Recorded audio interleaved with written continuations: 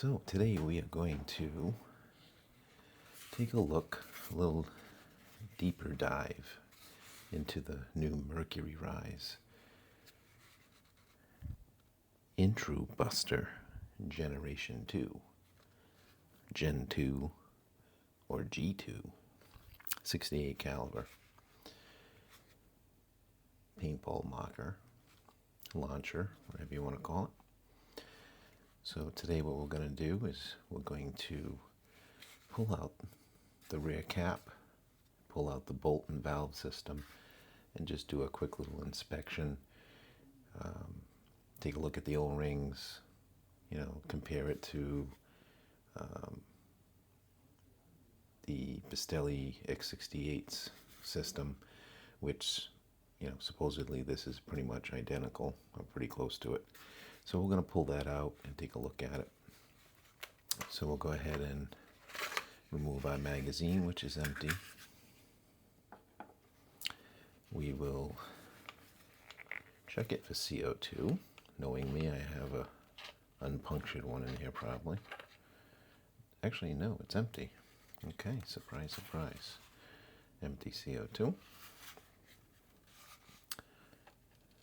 we'll just put the puncture cap back in there. This way it's one less thing I have to track down. And we are going to take off the rear cap, which I believe, if it's like the X68, it should be a 4mm. Let's see what we have here. Do I have a 4mm already out? Yes, I do. All right. We're gonna, and indeed, it is a 4mm. All right. Lefty loosey, righty tighty is the rule of thumb if you don't want to strip something out, unless it's right hand threaded. All right.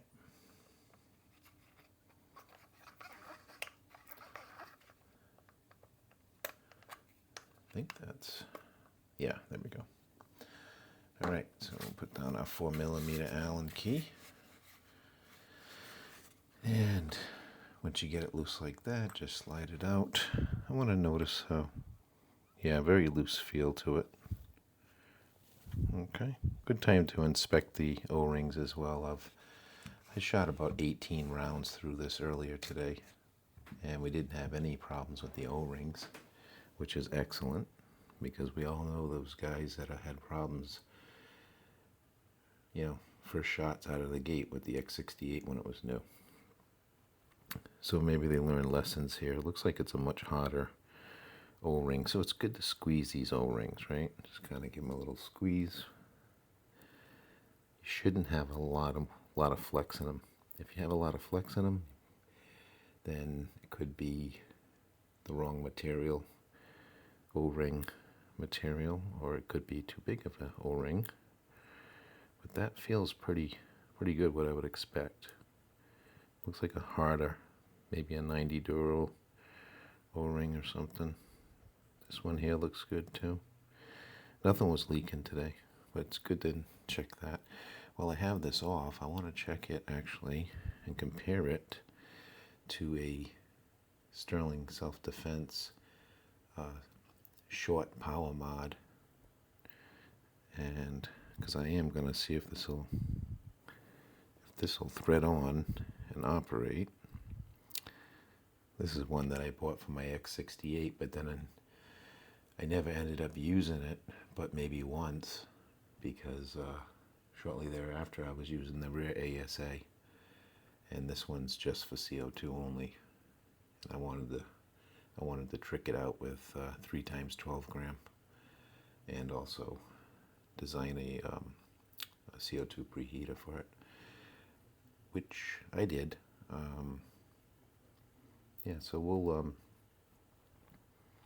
after we're done with the bolt, inspecting it and relubricating it, I'm going to try this as well.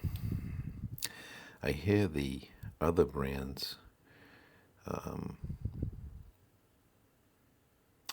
can't think of the name of the brand now. I don't know if it's Home Defense 24 or any of the ones that MCS sells, which may be their product, I don't know. But I hear that those have been compatible with this. You know, one of the few things that is compatible. We know magazines are not compatible. We know the barrels are not compatible, primarily because of where the threads are. They moved them from the front to the rear because now it's all plastic, plastic clamshell. Yeah, so I mean, a quick look. To me, it looks like what I would call a firing pin, although I know they call it something else, or a stem. Some guys like to call it a stem. You can call it whatever you want, whatever, kind of makes sense so that you can describe it. But to me, it seems, firing pin makes sense with, the terminology we see with the Umarex or Umarex products, with the valve and the bolt and the little firing pin that it has. It basically serves the same purpose, right? So that's what I like to call it. Yeah.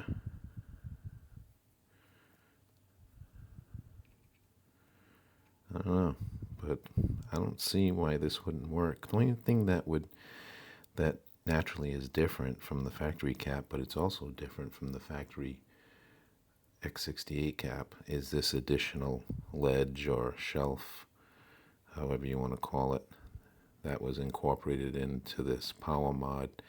I think it was SSD's second generation. It was the correcting issue that I believe I actually had the other night, where the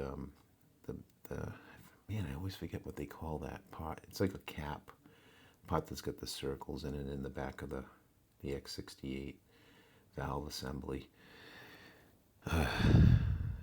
Under the right conditions, I guess you can kind of cock back, and then the pin won't seat right, and you'll get, off gassing, maybe a little machine gun action going on there. I mean, not really, but you'll get that kind of like a rapid popping type noise that I had last week, actually. So that's what this here. Let me get something I can point to. It'll make it a little easier. And I keep bumping the camera and the desk. Sorry, this is kind of a makeshift mount for my camera right now. But this piece right here is what I'm talking about. This little ledge or shelf. Right. So I'll show you closer when we get the rest of the bolt out. So yeah, let's do that next. All right. So again, we're going to be inspecting the parts that are easy for most of us to get to, right? In another video, we'll dismantle the clamshell and see if we can see what's behind the,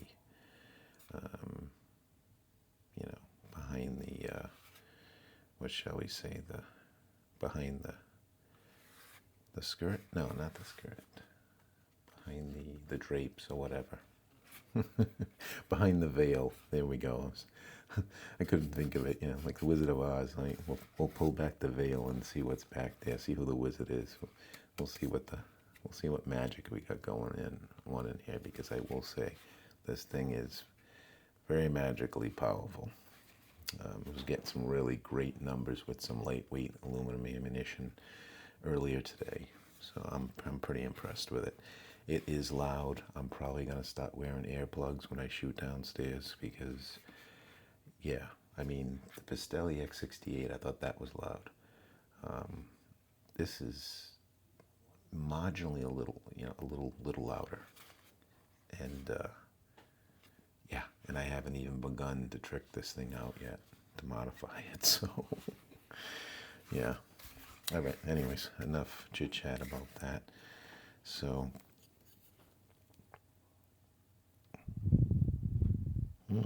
okay. Let's see if we can, actually, that's not going to be the best thing to get in there. Let me see if I can get something in there to help. Oh, there we go. All right. I don't know, it might have been easier if I pulled the trigger on that. We know you got to pull the trigger to completely put it back in when you go to put the end cap back on. But most of the time, mine on my Pistelle comes right out with no problems. Where is my screwdriver when I need it? Come on. Where are you? There we go. That's what I want. All right. Let's see if we can carefully pry this out. She's in there good. She's a tight old girl. All right. There we go. All right, so after you carefully pry it out, you can just go right into here. This is actually the part I was talking about on my X68. So, actually, let's take it out and we'll look at it. It'd be easier that way. Oh, okay. There's the bolt and the valve assembly. Actually, yeah, there's a bolt and valve.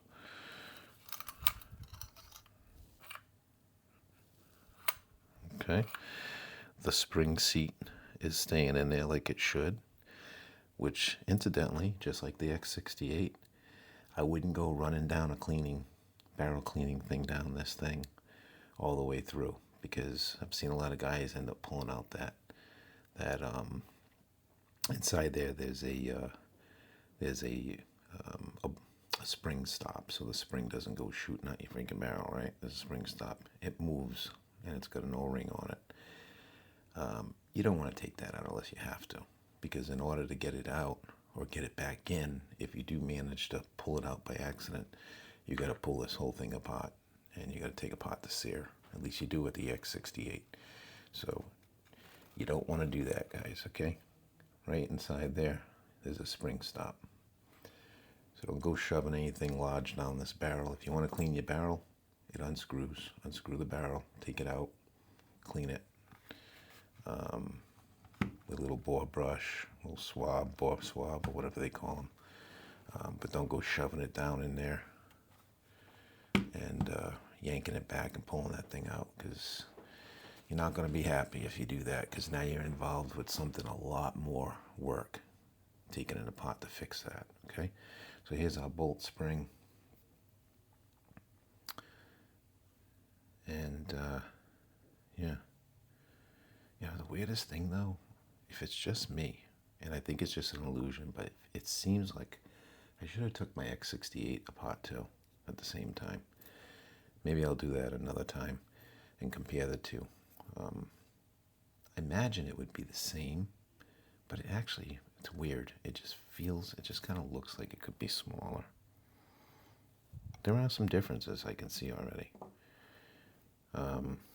Supposedly the springs are the same. At least there's guys out there selling, performance X68 springs for this.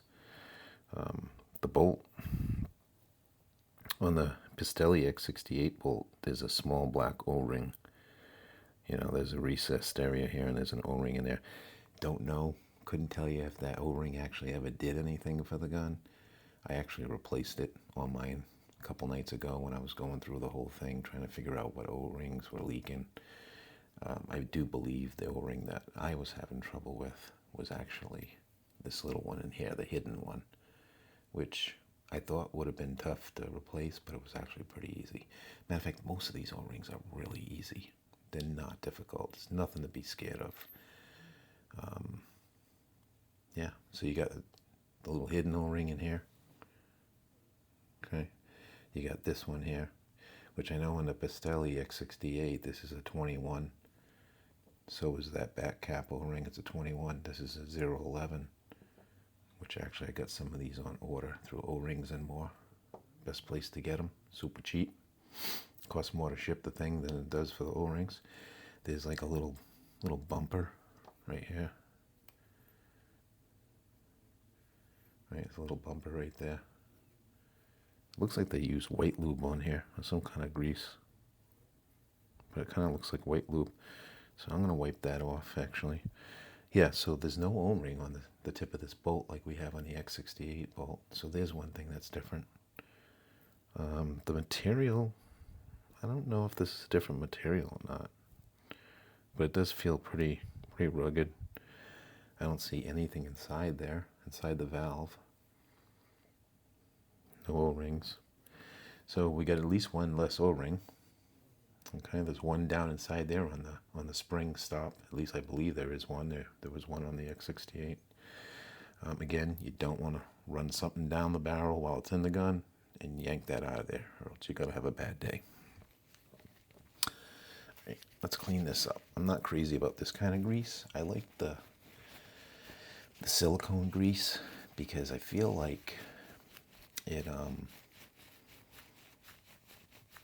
I don't know, I just feel like it doesn't collect dirt as much. Like at some point it's the silicone grease starts to liquefy a little bit over time, and it just gets kind of worked its way through the gun. It probably evaporates as well to some extent, kind of like the silicone oil does. So I like to clean off this regular heavy grease, whatever that they, you know, it could be a lithium grease or something. You know, clean it up. Looks pretty nice, right? And I'll show you what I like to use here. I like to use this here. Okay. Silicone grease. I use this. I know a lot of the guys out there use it. I know Sean does. And then I use this as my primary silicone oil with Teflon. These two. Okay. But when I disassemble and reassemble, I like to use this. It's thicker. And I just kind of just smear it over everything and put a healthy dose of it in there. So that is what my go-to is, a super lube. Now, sometimes downstairs when I'm shooting, if I haven't remembered to lubricate it, or I'm changing out CO2s, you may see me using just a can of silicone spray. The only problem with the spray is that it's really easy to over lubricate with that. You know, with this, you can just throw a drop or two on top of your CO2, you know, on top of the neck of the CO2, and close her up and puncture her, and you're good to go. That'll carry through the gun, and it'll keep your O-rings lubricated and, word of the day, supple, right? I like supple O-rings. Yeah, so enough of that chit chat. Let's keep cleaning this off.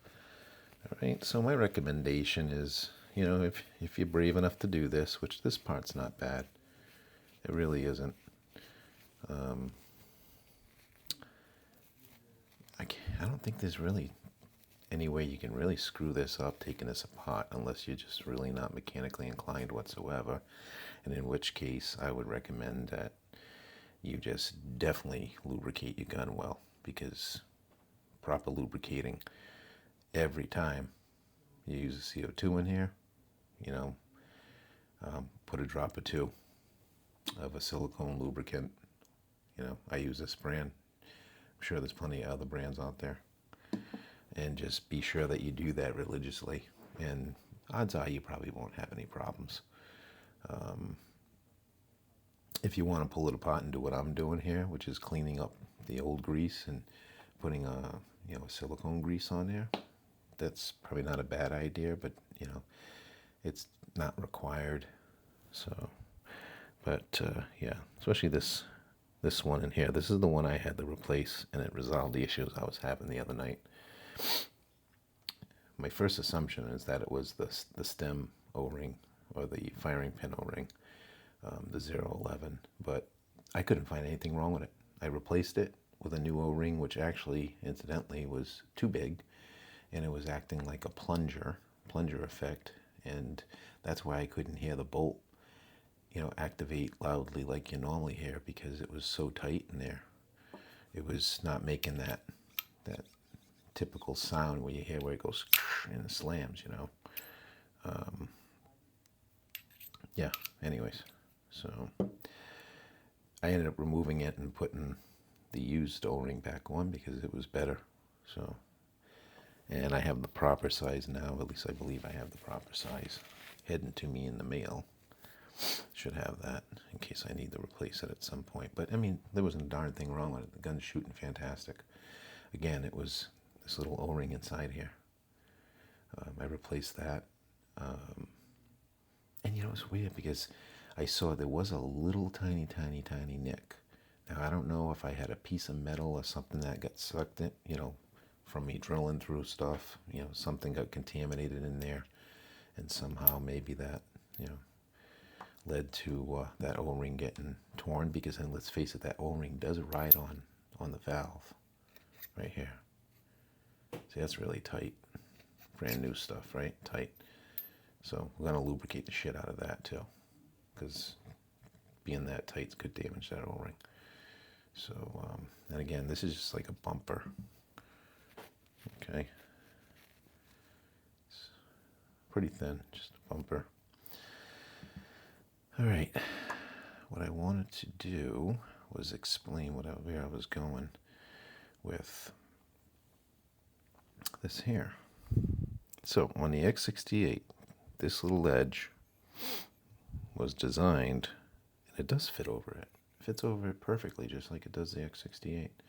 So this will probably work, but it's designed so that when it goes back together, the firing pin goes back in, or more accurately, since the firing pin is stationary, the bolt and valve system comes back in and closes off the air supply. This is the piece that can kind of cockeye, and if it goes a little cockeye, this will never seat fully. You'll never get that O-ring to seat, and you'll leak air.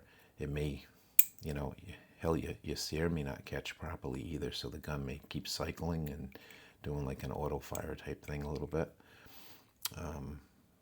Not exactly like an auto fire, but kind of like what happened to me a couple of videos ago, maybe 4 videos ago. But clearly this seat looks fine to me. Yeah, I mean, I don't see any reason why this Sterling product couldn't be reused on here. I mean, I'm not noticing. I mean, I paid good money for this and barely used it, so I might as well use it on here and see what kind of gains we get. If it works, it's only good advertisement for Sterling anyways. Help a brother out, you know. Yeah, I mean, I don't see, you know, I don't know. I mean, you know, the stems do look a little different, but the length is there. It looks like the same O-ring. I'm going to try it anyways. I am going to try it. I'm going to put it on tonight, and tomorrow, when it's safe to make a lot of noise, that is what I'm going to do. But yeah, that's basically what it does. It's this, making that, when he designed that ledge, I think he calls it, it's just to keep this lined up, so when it comes in here, it stays lined up. It's less likely to cock out on you like this. Okay. The valve also engages inside here, like even on the factory firing pin, you can see down here, there's like a little, what would you call that? It kind of extends out there. See, you can hear that. Makes a good seal like that, right? So, same thing with this. Okay. Of course, you would have this on too. Yeah, so that's that. Take a quick look inside. See how greasy it is. Maybe I'll wipe some of that grease out if it's bad. If it's, actually, it doesn't look too bad in there. Shouldn't. I've only put 18 rounds through it. 3 CO2 cartridges. So I don't really have anything I can stick in there. I don't want to stick a rag in there and run the risk of pulling out that spring stop, because I don't want to take this all apart, the clamshell, tonight. That's another video, but not for tonight. Don't want to break it too soon, just in case there's something in there that, you know, I have a problem with. So yeah, all right, so let's reassemble this. Let's get some lubrication. Good vibration, lubrication. Yeah, let's get some lubrication going. All right, so we got our little bolt stop right here. All right, we're just gonna see this silicone grease. It's basically the same product as the other lubricant. It's just thicker. All right, just go liberally on here. You're not gonna hurt anything. This little groove right here is where your sear catches the bolt, right in here. right? That's what that is. So it's good to put a little bit in there too. Maybe not too much. You don't want that sear slipping, although it probably wouldn't slip. I'm sure it gets in there pretty good. All right, so we're just gonna lubricate this. Go all around this, especially this part right here, this part of the valve. I like to put some inside here too, because that's where your stem or firing pin 011 O-ring's gonna ride. So I like to put a little bit inside there too. This one, we're gonna put this one on, so I believe it's gonna work. We're gonna test it tomorrow and see if we get any gains. If it works, I'm sure we're gonna get gains. My guess, I mean, how much you think we're gonna get if it works for gains, guys? You know, leave me a comment if you think we're gonna get a gain and how much it's gonna be. I think we're gonna gain, I don't know, 5 to 10 joules. 5 to 10 joules maybe. Maybe 30, 40 feet per second. I don't know, I'm just throwing that out there. Anyways, leave me a comment what you think we're gonna gain. Or maybe you don't think we're gonna gain anything with this. I can tell you there has been some moderate gains even with the smaller one. So, all right, we got that. I'm gonna put a little bit more because I want this O-ring right here to get nice and lubricated. That hidden one. See? I'm gonna work that back and forth.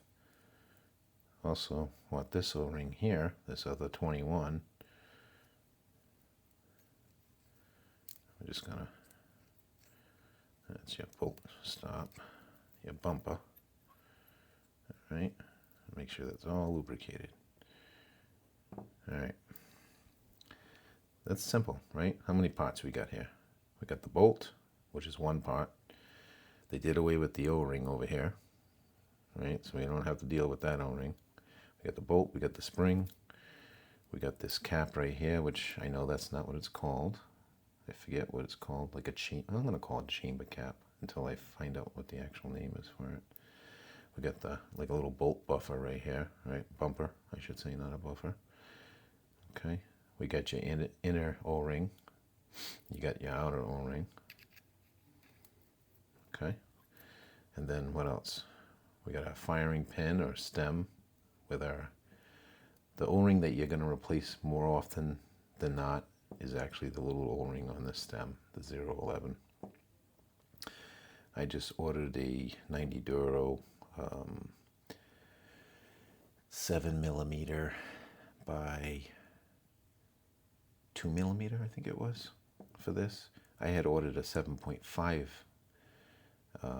and that was the one that I tried, and it was a little bit too snug. It was kind of acting like a plunger effect and giving me some problems. So I have it on good advice from a friend that the 7mm is the way to go. 7mm by 2mm. And so I'm waiting for that to come in from O-rings and more. All right, so we got that lubed up pretty good. Make sure your spring's got some oil on it, or some lubrication, you know. Mostly probably just to deter any, you know, any kind of moisture, things like that, coming in contact with it. All right, I don't want to get this thing all greasy, so I'm going to have to wipe these hands up a bit. All right, so... All right, I don't usually grease inside here. There's already some in there, and I figure the oil is circulating, definitely going to be circulating up through. I mean, you figure if you put some oil on your CO2 and you puncture it, it's coming right up here through the one-way check valve, valve restrictor, regulator, whatever you want to call it, that they have in these things, assuming this one has that. I guess we'll find that when we do a full teardown, which will be the next video. But all that lubricant's getting carried around with the CO2, so I'm sure it's getting on everything. So I'm not too concerned about making a big gooey mess inside there. just get this lubricated well once you put this assembly back in. All right, so I'm just going to put that back in there like this. Okay. And I had that glob of silicone grease already in there, so I don't need to grease this up because it's going to come in contact with all that. Just going to move it around a little bit. It's good to put some grease on this pot too.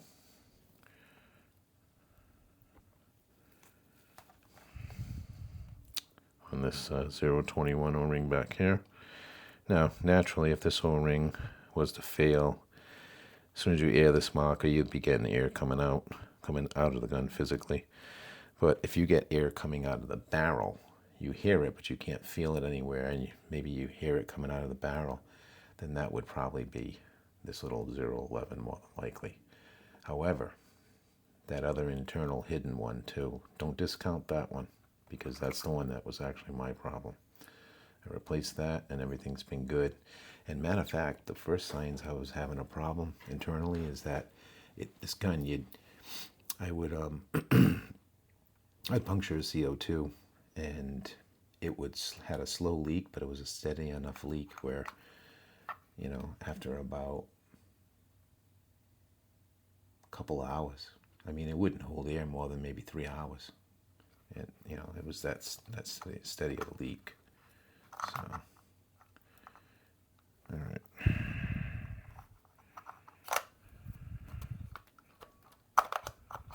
All right. Pushing it in the first time, you do have to push it quite a bit hard. So don't be surprised by that. You're not going to break anything. Now, if I was reinstalling the factory cap, we'd be doing the same thing. Okay, just make sure it's lubricated. Make sure this O-ring's lubricated. It'd be going in. The only difference is at some point you'd need your Allen key to spin this in. You want to take your time with this and be careful you don't cross thread this. Okay, if you cross thread it, you're screwed. Okay, so there's just no way around it. You're screwed. Although I've never cross-threaded it. When you have a mod like this, it makes it a little bit easier because, you know, you got something to hold on to. You have to keep inward pressure and make sure you're screwing tight, right? Now, sometimes it'll feel like it's getting a little stiff, right? And then it'll break past that point. It's something to do with these type of threads they use because it's always consistently like that. Then now this is so much easier than doing the small one. The small one's tough with the Allen key, but this is much easier. Now, you're going to get, whether it's this one or whether it's a power mod, whether it's the bigger power mod, you're going to get to some point where it's going to get hard to turn. Okay, at least that's the way it was with this X68. It's going to make a liar out of me. This might be another difference too. With the X68, as soon as the part where the sear goes into the bolt would come up against that part of the sear and it would prevent it from screwing in any further. This one I haven't had the problem. You know what? I'm going to take it off and just for giggle's sake here, I'm going to reinstall the factory end cap. I want to see if it behaves the same way. Like I said, this one sometimes can be tough, but you know what? It might be easier on this gun. It's still going to be hard to start. Get your 4mm Allen key back in there. Make sure you're not cross-threading it. Some guys like to go back first and forward. You got to kind of hold some inward pressure. See what I mean? It was so much easier with that power mod than it is putting the original cap back on. You got to hold some inward pressure. Yeah, this thing's a pain in the butt. Let me see if I can hold some pressure with my fingers while I screw it in.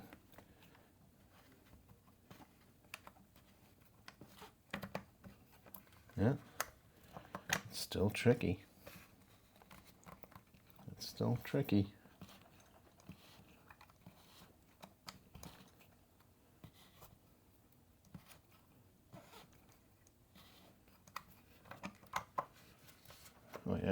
making this look easy, huh? Okay.